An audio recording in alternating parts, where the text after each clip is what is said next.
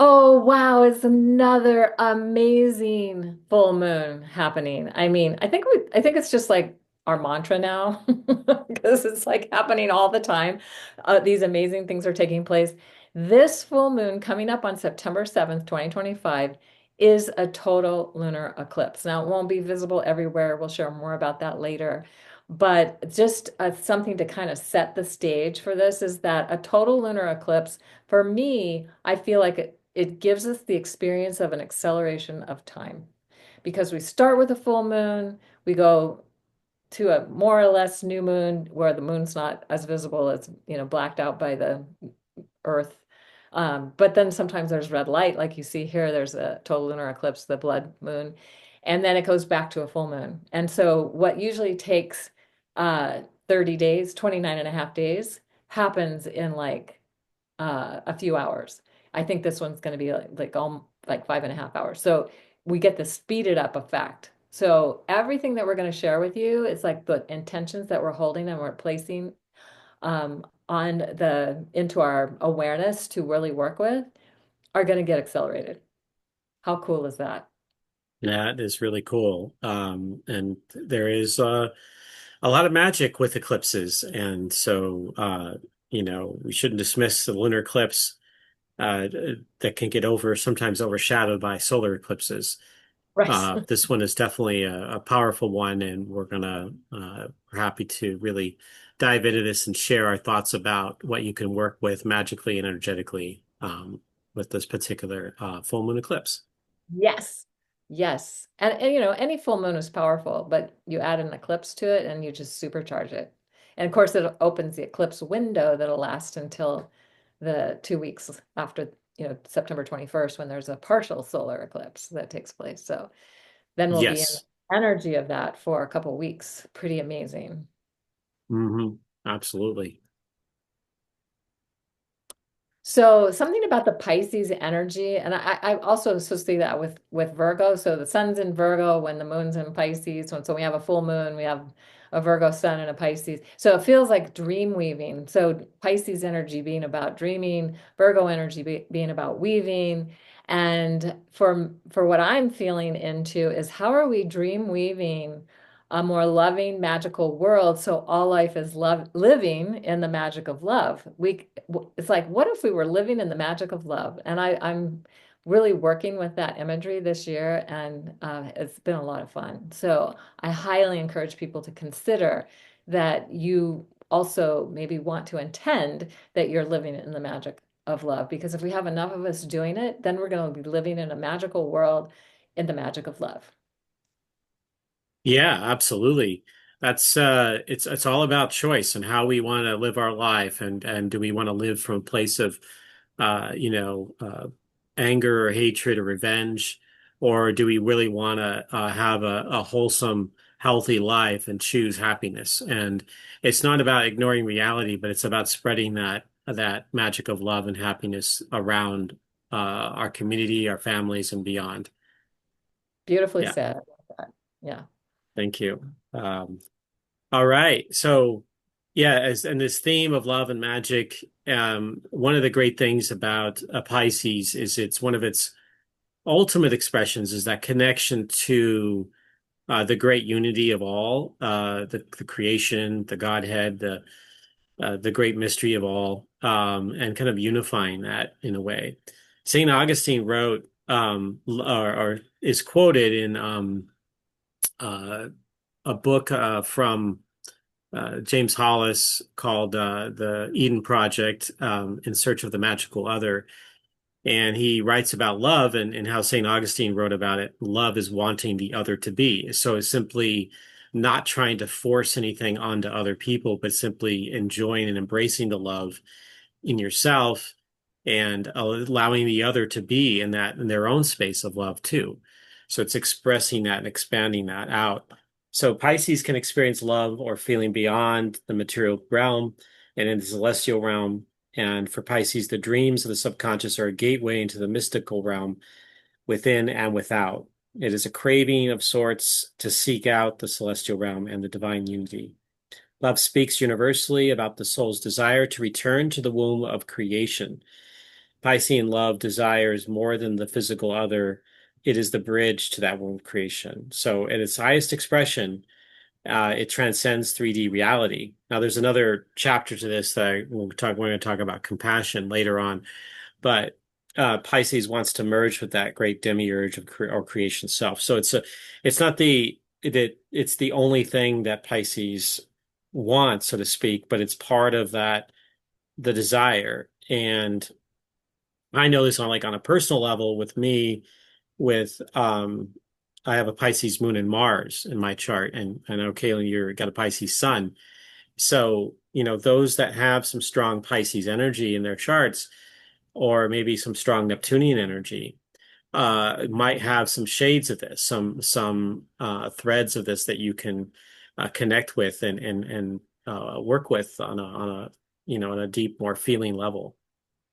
So the core love of Pisces desires to be whole with the cosmos, with all that is, including all the people and all life. And that can include, that's how that happens is also through empathy and compassion too, and through the desire to help others, the desire to be of service. So it comes from a place of not of ego, but from a place of you know uh, just a selflessness. It's without self.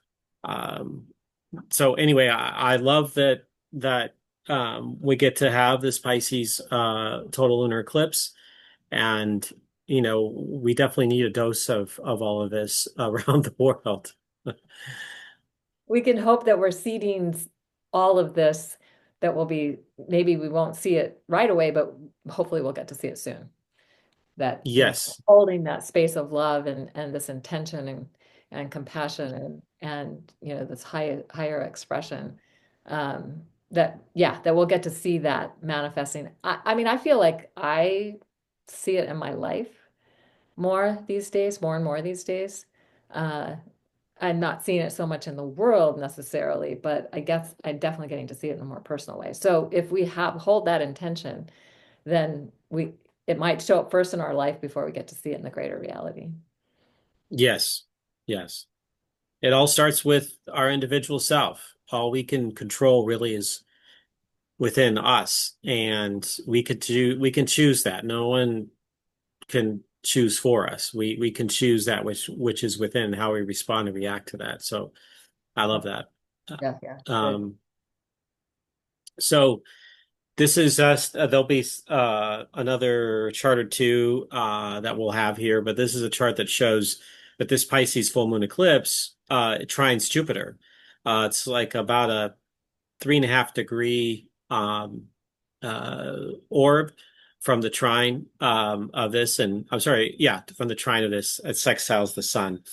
But so you see here, Jupiter in Cancer adds to this stronger water energy, compassion, and empathy, and feeling and sensitivity.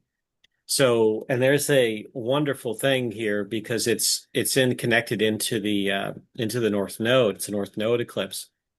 So there's a lot here that deals with our future, and eclipses have a way of transmitting what is needed in this case, into the future, or what we need to let go of. So there is something powerful here for the world. And if you happen to have, for example, this eclipse at 1522 Pisces is 5 degrees from my natal Mars position, for example. And Kaylin, I think it's close to your It's less than a degree from my sun. yeah, I thought so. Yeah. Yeah. So, for those that have within if you can use 10 degrees, or you can use the method of the fixed stars of 6 degrees, but either one, you're going to have an impact there. But if you also have something square or opposite, or I mean, even to some degree, trines, you're going to get this, and sextiles, you're going to get this energy imparted on some level for you. And I In a think personal Jupiter, way, because you're going to get the eh, energy imparted to you from the collective perspective, but there's a more personal aspect that gets added if you have a connection to the eclipse energy. Yes, yes. Thank you for clarifying that. Absolutely, I agree. Um, so you get to work with it on a deeper personal level if it's definitely in those areas I was just sharing about. And Jupiter expands this. It makes it bigger. It makes it more, I would say, robust. It flows better too in a trine. So there's something really, I think, magical that Jupiter's also helping to transmit to the lunar eclipse. Absolutely. And I also think because Jupiter is still within 5 degrees of Sirius in its alignment with Sirius, that Oh, yes. it's drawing on the magical power of that star.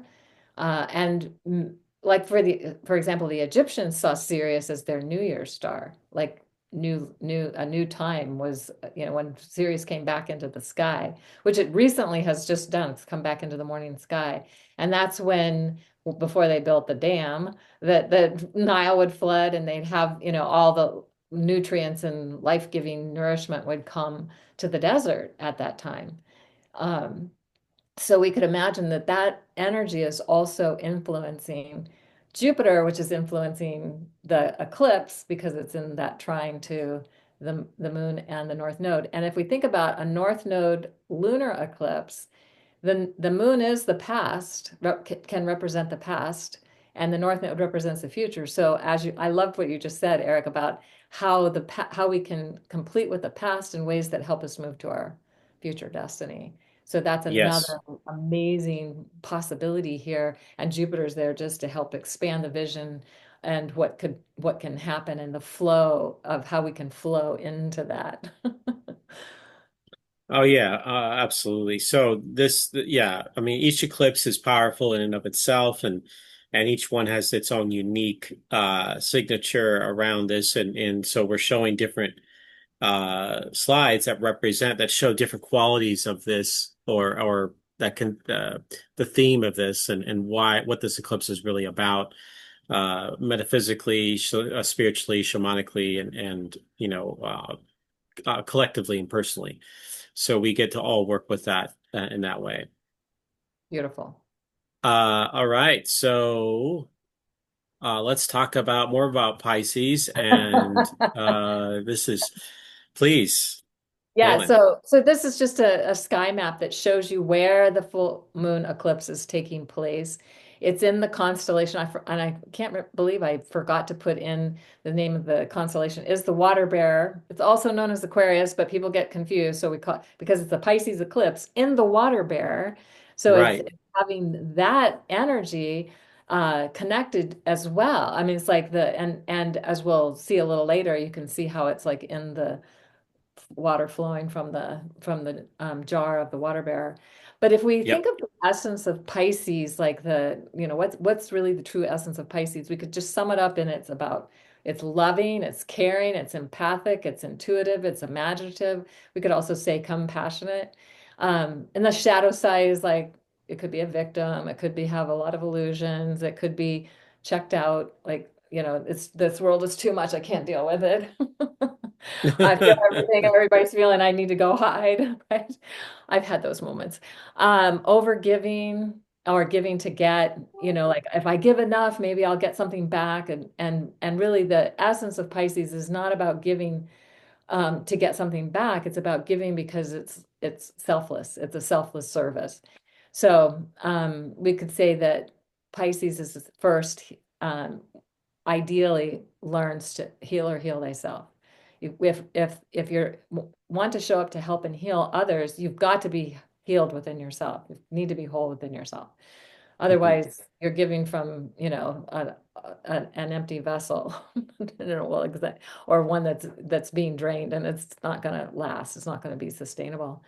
And then, of course, dreaming into a kind, caring, shared reality. We've kind of talked about that already. Selfless service to the divine. And that can look in a lot of different ways, how we show up with that selfless service to some aspect of the divine of this reality, this creation. Embracing life in all its dimensions, because I think Pisces has multidimensional accessibility to other possibilities and other realms, other dimensions that aren't necessarily always visible to everybody. But Piscean people tend to have that ability to do that. And then, of course, helping and healing all wounds and feeling the full range of grief, sorrow, rage, excitement, enthusiasm, and joy. That is part of the Pisces journey. And so it's like, oh, and also getting to be empathic and feel other people's feelings. Oh, great. Like if you're learning how to feel, if this is what you're learning how to do in this life, that can feel very challenging. And I'm here to tell you it has been very challenging for me because I come from a lineage that's not about feeling.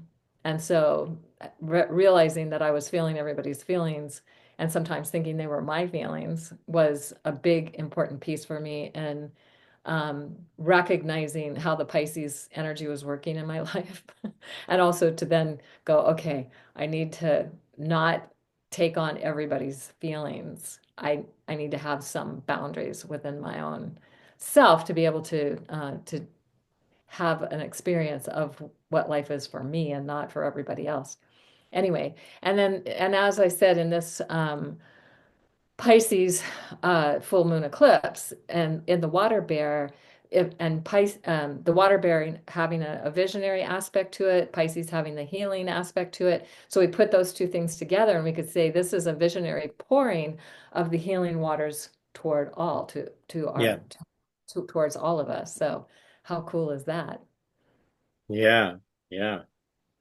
Absolutely.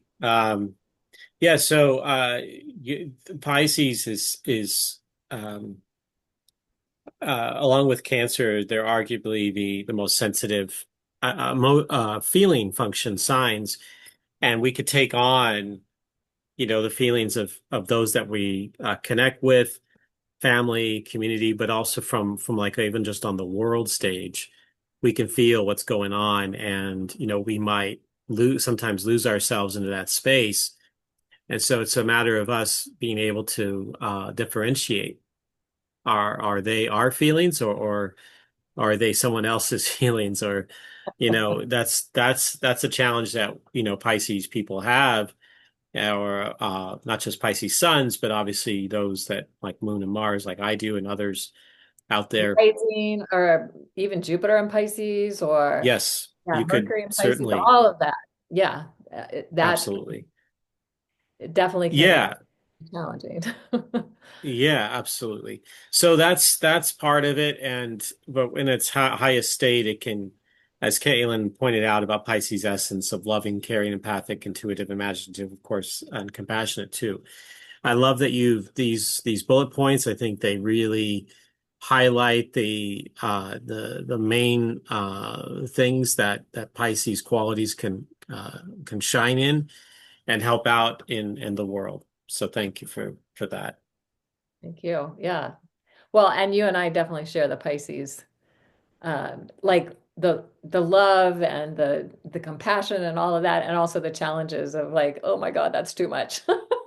I need to retreat for a little while because I'm taking on way too much of everybody else's or what's going on in the world or whatever that is. So just to know Hmm. that that's okay. You don't Yeah. always be out there feeling or having compassion for everything that's going on. It's okay to enjoy your life. Step back. Yes. Yeah. Decompress. Drain out that overwhelmment of all those feelings from others, and recharge yourself from all of that. Um, all right, so let's look at some night sky stuff here, Caitlin. A little bit more. So yes, you can see in the you can see I did put the water bear in here, haha. So that's good. Oh, That hang on. the moon is above a star called Anka in a constellation called the Phoenix.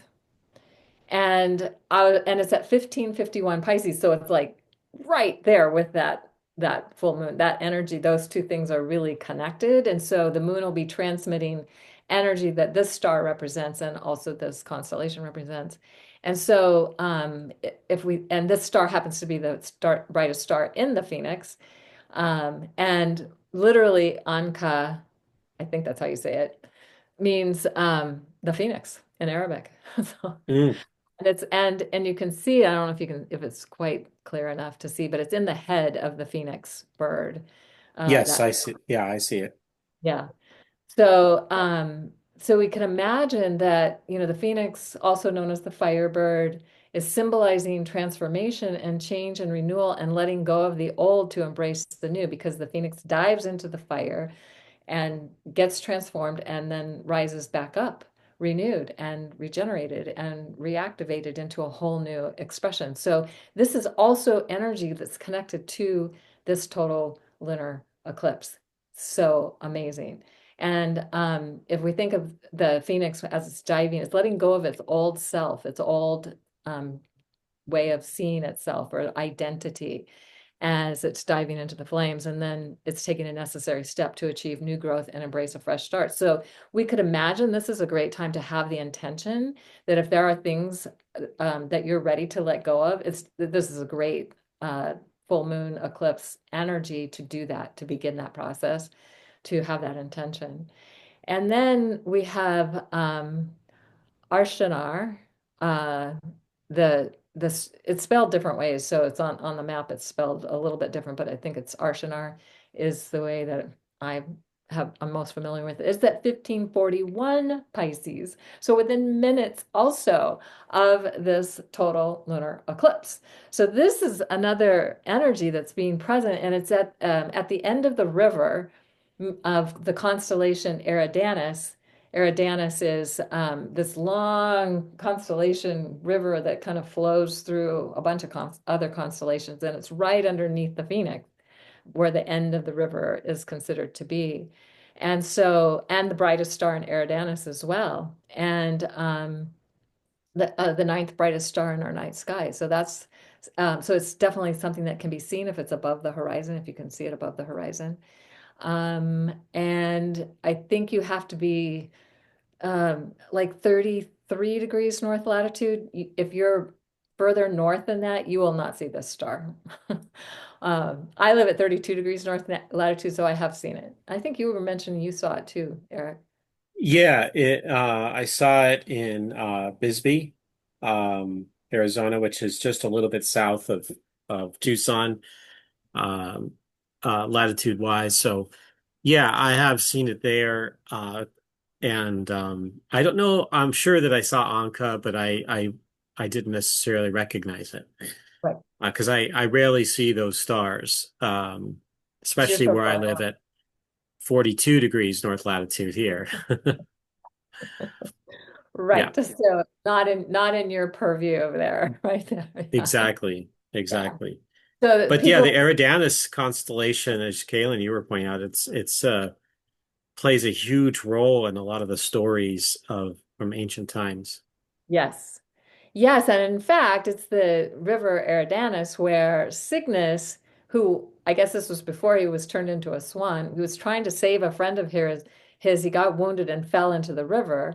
And then Zeus, and through his compassion, decides that Cygnus, he's going to turn it into a swan. And so then we have this constellation, Cygnus the Swan, which is not visible here. It was placed somewhere else in the sky, but this was one of the star in one of the stars in Cygnus is in the stellar triangle that is called the Summer Triangle, also called the Navigator's Triangle, and that we're calling the stellar gateway to our divine destiny. So Yes. anyway, it's kind of cool that that plays into the story because this is a North Node eclipse that has to do with destiny. All these factors seem to be kind of interweaving together. And we could imagine that these stars are adding to this highly transformative energy of this eclipse. So just having this awareness and inviting that energy to be present to help us with that transformation is really what we want to do. Yeah. And Yeah, absolutely. to do it, of course. Thank you. Yeah, this is great. I'm choosing. I'm definitely choosing it. And something to note about the Phoenix, I don't know if I haven't really read anything specific about this, but when I was traveling recently, there was a some one of the channels was playing Harry Potter and the Chamber of Secrets, and in that movie towards the end, the phoenix, an actual magical bird in the movie, uh, healed Harry Potter's wound through its tears. I think that Yes. that's pretty symbolic of the Pisces energy in Yes. particular. Yeah. Beautiful. I love that you just saw that. How synchronistic. Yeah, I was not expecting like, before you put this slide up some days ago, I was not expecting you to do that. And I was like, oh, I don't mind watching a little clip of this, just tuning in on kind of my downtime in between things and readings that I'm doing out on the road. So that was kind of cool I to see love how that. the universe can give us messages and like as a synchronicity and a reinforcement of like something we're tuning into already, because that feels like such a beautiful confirmation of what we're talking about here. Yeah, it's totally apropos. Like it's Right boom, right on. on target Right there. on. Yeah. Okay. Oops. There we go. So more about the sky here. This is just another image of it. You can see it's a little bit used different program here. So in this, I wanted to point out in this, one of the things, the shadow, because the full moon is really, really bright and it will outshine a lot of stars nearby. But once the Earth's shadow covers it, for those that are able to see it, which we're going to get into here in a few minutes, the star Fomalhaut will come out, which is at about 3 degrees, 4 degrees Pisces. I don't have it. I should have, I should have put the degrees on there when I made this, but I wanted to point that out because it plays a role, I think, and maybe is part of the language here. But here's the And one of the four uh, royal uh, stars too. yes, and So, one of the so four rail an stars. important Thank you. star. Yes. An important star. And south of this, like it's off the screen here, but the Phoenix is, in fact, it's if you look right at the bottom, there's Anka. I didn't even realize that, but Oh, there you Anka's go. Ha. sitting right there. Love Um, that. so you can see that way on the bottom here where my mouse cursor is. Um, so the eclipse occurs in the falling water from the water bearer's urn. This symbolizes the cosmic wisdom and knowledge cascading down to Earth and humanity. And Caitlin pointed out earlier with the waters of compassion from the urn as well. So it's like think of it as the cosmic knowledge from the stars is pouring down to humanity and to the Earth. And for an eclipse to take place right in that stream there, the cosmic stream, there's a layer of this where if we're really, for some of us, we may have maybe a consciousness of like tuning in through meditation or journeying on that day, which this eclipse is on a Sunday, so maybe many of you can have more time with which to work with this. Um, so this is a great space with which to tune into the eclipse and maybe there could be some transmissions of knowledge and wisdom. And it's uh, Especially if we're open to receive them. If and we have yeah, that in, then we're more likely to get that. Yeah. It absolutely, happen yeah. anyway. Don't have the intent, but We may not be conscious of it, but it can might happen. not. Yeah, yeah. Yeah. And then Um, I'm sorry, go ahead, Eric. I just one more thing I no, want to go. just to point out, like, if you're, especially when the shadow goes over the moon and it kind of dims the brightness of it, you're seeing and we're going to talk about this, all the sunsets and sunrises that are being projected from Earth onto the moon. And as that happens, you may be able, if you're really under dark skies, you can see the water bearer and the fish and Pegasus and the goatfish and some of these other constellations more visibly on one of those rare times where the full moon is not as bright for some hours during the full moon process. Yes. I'm sorry, the eclipse Yeah. uh, duration. Right. Love that. Okay, so just to note where Pegasus is, because we're going to talk about, we're going to have an image of Pegasus a little bit later, but to see that this full moon is literally underneath some of the stars of Pegasus, the constellation Pegasus. And also Neptune and Saturn are also underneath the stars of Pegasus and in the fish. And Neptune is in uh, Pisces. Saturn's just returned to Aries. I mean, Yes. yeah, I think that's the No, right. Saturn's just returned to Pisces, And Neptune's in Neptune's about to Aries. turn to Pisces. Yeah, in Yeah. October. Yeah. Right. So Neptune will be, yeah. Right. yeah, but they're in the fish. So you can see that they're very close to that equinox point where the zero Aries point is with, Saturn has already gone past back 1 degree from that, and then Neptune's getting ready to cross that again. So this was one of the things that's like the big deal of 2025 and 2026 is the passing of Saturn and Neptune over that zero Aries point 3 times. Mhm. And they'll be the last pass will be in February of 2026. So this eclipse then is in a sense an opportunity to start tuning into how is that what is that, how are we manifesting this in our world, in our reality? Yeah, yeah. It's in fact Saturn will reach its opposition with the sun on the 20th of September. And so you can see it's almost at that point. I mean, you're getting the full moon relatively close. So just about 2 weeks. And why I bring that up is because you Saturn will be at its brightest at the opposition. So we can might be able to tune in more practically because it'll be visible throughout the night. And And it's also, knowing that, go ahead. yeah, yeah, and knowing that Neptune is not, you can't see Neptune with the naked eye except if you have like really good binoculars or a small telescope. But know that Neptune is there. It's just super close to Saturn, and so you can tune into both planets, Yeah. even though you can't see Neptune right there in the right at the border of Aries and Pisces and in the Fish constellation there. I love you bringing this in because the new moon partial solar eclipse on September 21st, so the next day. So definitely that sun opposition and it's like a full moon effect for Saturn happening at Yeah, that.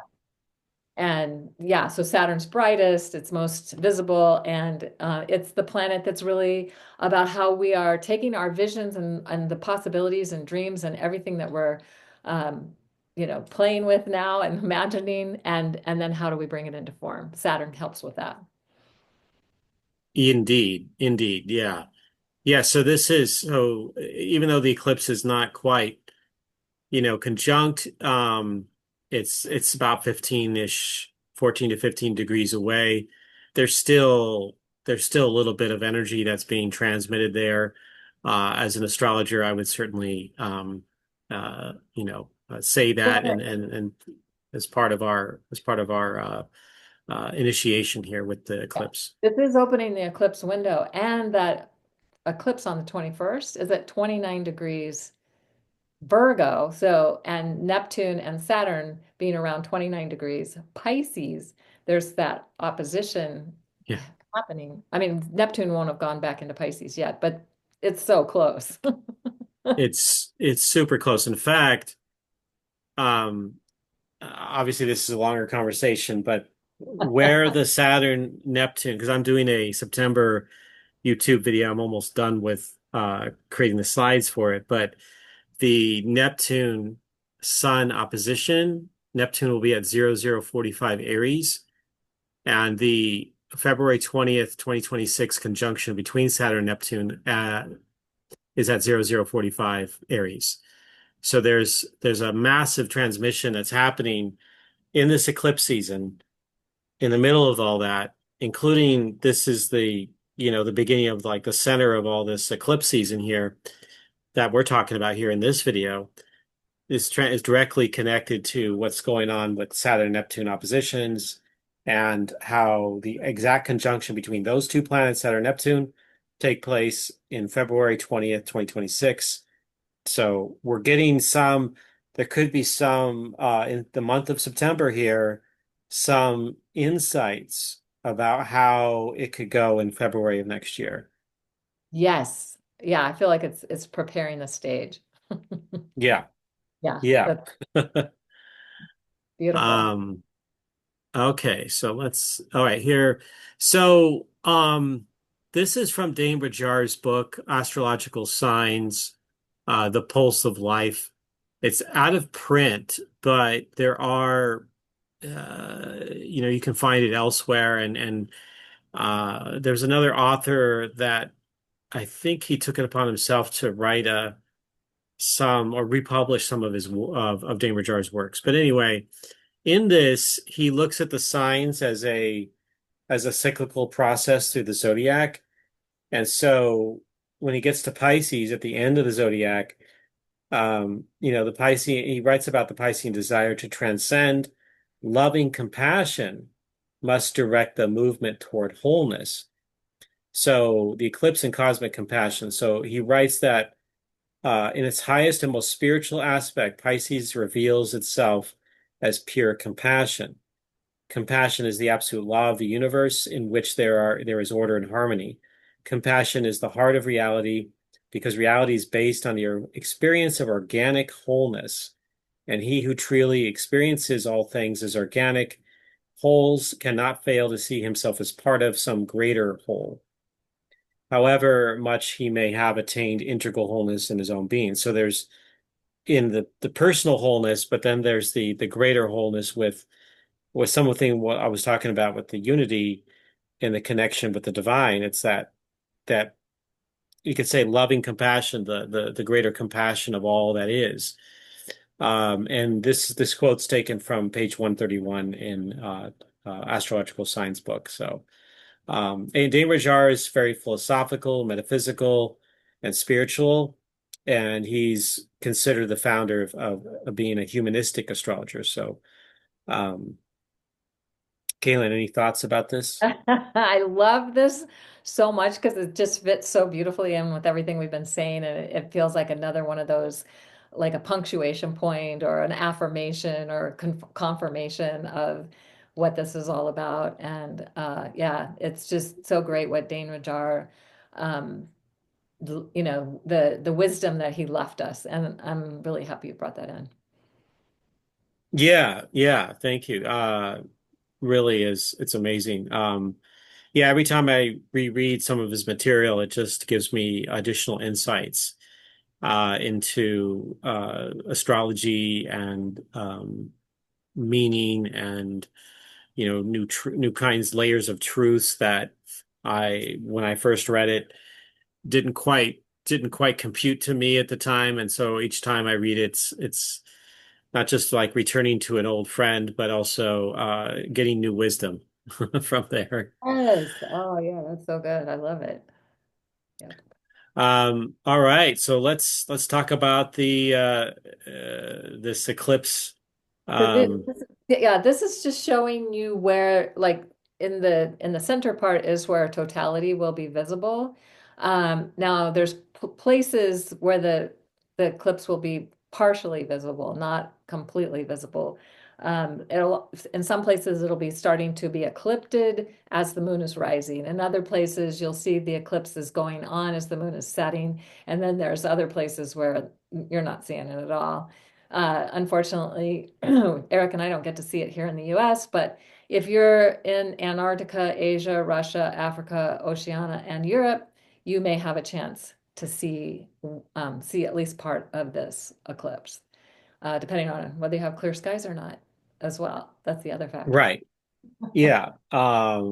There is a sliver in the next slide. It even shows it here on time. You got this from Time and Date, right? Yeah. Um, yeah, that's a great. By the way, for people that love some astronomical stuff and how it ties into the astrology as far as like getting things like this and when things rise and set and time durations, timeanddate.com is it's a So free good. website. It's really awesome to just to get some really just solid basic information that everyone should be able to have access to. So There'll be a link um to it in the show notes as yeah, well. but look at and I Caitlin, you feel free to jump in, but look at just a Okay. sliver of Brazil Right. gets a slight amount of the I think they get that would be like probably right at sunset then that they might be able to see it, the eclipse. or just after sunset and maybe get like a little bit of that, or was it sunrise? Might be sunrise. And moonrise because it's Oh, like moonrise. Sorry. Yes. yeah. So Yeah, so probably moonrise. just a little bit of it at moonrise, or maybe as the moon is setting. Well, see, I'll have to think about that. No, it has to be moonrise. Would have to Uh, be moonrise. Yeah. yeah, yeah. So but it might be at the time of moonrise for them, the eclipse is almost over. So that's why they only get to see a little bit of it because it's going to start at, a certain time. It's going to be more like a few hours ahead of where they are. So the overall duration of this eclipse is 5 hours and 27 minutes. So again, that whole idea that we're witnessing going from a full moon to different phases of the moon back to a full moon in 5 hours and 27 minutes, something that usually takes 29 and a half days. So it's Right. accelerated. It's absolutely. Yeah. So So I mean, they won't see the full eclipse. They'll just see a partial, right? Just a yeah, partial they're only going to over there. see they'll see the end of it's like the the earth comes between the sun and the moon, and it's the shadow of the earth on that eclipse. So that's why the moon is getting blocked from the light of the sun. And it's because the sun, the earth, and the moon are in a certain alignment, but basically it's the earth's shadow on the face of the moon. And so that'll have moved, it's moving away and completing at the time that they're seeing this moonrise. Yeah. Yeah. Yeah. The rest Even of us will already be done. By the time the yeah, moonrise, there where we are, it's done. yeah, you're absolutely right. I mean, it does show Alaska. I'm wondering, oh yeah, because yeah, it does have a line that goes through part of Alaska here too in Right. Hawaii. Yeah. So, yeah. Okay. Yeah. Yeah. Anyway, and the totality, meaning this blood red moon will be in totality for an hour and 22 minutes. That's a long time before you start to see the light um of the moon returning. Like that little, the little sliver of light is so fun to see. If you get a chance to see it, I highly recommend it. And then more and more and more of it as the shadow of the earth moves off the face of the moon. Um, so I love, I've seen a lot of total lunar eclipses. Seeing total solar eclipses is a little trickier. Yes. Because they're not always happening in your backyard. Like, this one's not happening in my backyard, so I won't get to see it. But yeah, But it covers more of the Earth. Like more of the population of the planet is going to be able to see this. Whereas a solar eclipse, it's really a much smaller, depending right. on what region it's hitting, it's really a smaller slice of the population that gets to see And a it. totality for a solar eclipse can be anywhere from 2 to 6 minutes. So that's Yes. how much faster like the moon is moving between the Earth and the sun. And so that's why we get a total solar eclipse. And it moves a lot quicker than the Earth moving between the sun and the moon. So Yeah. Yeah. Yeah. 100%. Um, all right. Well, let's talk about the nakshatras. that's good. Okay, so this is showing this star map again of where the moon is at the eclipse at 1522 Pisces. And it's just inside this nakshatra that we're going to be talking about, the Purva Bhadrapa Pada. Anyway, uh, and then Saturn's just outside. Saturn and Neptune are just outside of that nakshatra. So yeah, so it's just interesting to bring in this energy because when we go to the next slide, we'll see that this is the winged horse. And remember, I was pointing out Pegasus above where the moon is. Yeah. Um, that it really is connected to the winged horse. So they must have known that, or they must have had a sense of a winged horse for this nakshatra. And it also includes a couple of the stars from Pegasus, Markab, and Shiat, are stars in Pegasus, and Markab is the star of honors and success, and Shet is the star of itinerary and poetic ability. It's also linked with the ancient fire dragon, the unicorn, which is can be like a winged horse also, and Shiva and Rudra, god of storms. So it's about the power of breathing spiritual fire. I find that fascinating because, of course, it's really in a watery realm, but also there's this. You see, this dragon is coming up out of the water and it's breathing fire. So somehow there must be Mm. a connection between those two. Rising from the ashes like the phoenix, to awaken, known for its ability to transcend the material world and connect with divine consciousness, which is a lot of what we've been talking about in terms of the Piscean divine, serve in service to the divine, but also in connection to the divine. And so the energy of this nakshatra is peace-loving, intelligent, impartial, spiritually motivated, idealistic, non-conforming. The shadow side is fearful, nervous, and cynical. So we want to bring in the energy of peace-loving and intelligent and spiritually motivated and all of that.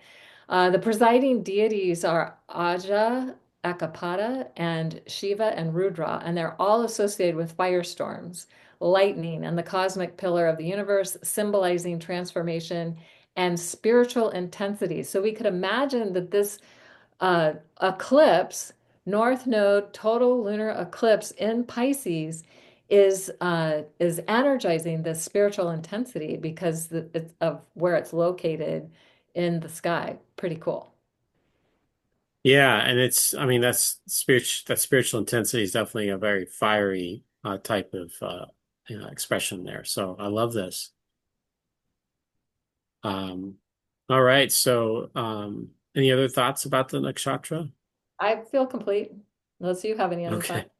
Yeah, no, I mean, it's interesting that it brings in some of the symbols of the actual constellations that are there, like Pegasus, the winged horse, and the phoenix. So I mean, it makes total sense to me. It really draws in that area of the sky really well. Yeah, beautiful. Um, so this Sabian symbol, which I like to bring in when talking about full moons and new moons, but you can use for other various things when you want to. So this one is because the full moon in eclipse in Pisces is at 1522 Pisces. It's a Sabian symbol 16 Pisces, which is a quiet moment. A creative individual experiences the flow of inspiration, which is also inspiration can also be interpreted related to fire. Um, Keywords include reactivity, inspired from above, realizations, dreams, channeling thoughts and feelings, messages from one's higher self, finding solutions, moment of calm leading to resolutions, free flowing thoughts, the gift of inspiration, turning on the tap of creativity, and blockages unblocked. And this is from Linda Hill's Sabian Oracle book, which she draws from Dane Wajar and Mark Edmund Jones and their work in creating the Sabian symbols. Uh, so interpretation that I feel is like it's pretty self-evident here. The flip side can also be becoming lost in the inspiration, new visions, perhaps losing track of time and reality, which Pisces can certainly be famous for too. Though in a way, an eclipse does this all on its own. So it's like you can get into the surreal experience of this eclipse that can just draw you out of the regular linear time and space and pull you into this other cosmic realm for a while. And that in this eclipse can certainly bring in, creative individual experiences and inspiration. So it's each person's going to have their own unique response to that. And so I love how what the symbolism of this particular eclipse is showing up as. Everything about this eclipse, the Sabian symbols, the nakshatras, everything about it is just so. So inspiring and worthy of our time and our attention to tune into. To at least go out and be with the full moon. If you can't see the eclipse, just go be with the full moon and just get the transmission because it is the moon transmits directly and it will still be carrying the energy of the eclipse even if you didn't get to see it. Um, so, Yes. Yeah, yep. 100% there. All So we're gonna right. wrap this up. Uh, and it's interesting. I'll just share really quickly. Two people sent me something about Osho and their connection to Osho in the last few days, and then this popped up in my memories, and I was like, "Oh, I think Osho really wants to have a say." Well, and it's such a perfect way to wrap up the what we've been everything we've been talking, kind of sum it up in this beautiful quote that says, "Love is the most healing force in the world. Nothing goes deeper than love. It heals not only the body, not only the mind, but also the soul. If one can love, then all one's wounds disappear. Then one becomes whole, and to be whole is to be holy." Mm, Just so good. And you may remember that Erik was talking about what was that quote? It was from with Dana Jar or something, the wholeness and being whole and all of that. So it's like, okay, to be whole is to be holy. yeah. And the wholeness bridges oneself to the greater wholeness of the cosmos. So this brings that together pretty well, wraps this up really, really well. And especially around the Pisces archetype and how Pisces is at the end of this Ouroboros zodiacal circle of the Yep. cosmos and coming into the fullness of all that is. And it's a full moon on top of that, which is an eclipse and the layers upon layers that are confirming for each other. So this is, most powerful a time for I think not just humanity, but for each of us that get to not if you even if you can't see this eclipse, we're going to be in the energy of it. Particularly on that day, but in this eclipse season of September is huge. It's so big, yes. So hopefully this inspires you to recognize what's happening with the opening of this eclipse portal on September 7th, and that you'll at least be able to go out and see the full moon and to tune in and to see what's present for you, and that how we can then all be energizing the power of love to change the world. So here's to a Well, loving experience with this total lunar eclipse full moon. absolutely. All right. Well, thank you all for being here, for watching this, and we're looking forward to doing more of these full moon videos with you. Bye, everyone. Bye. Happy eclipse watching.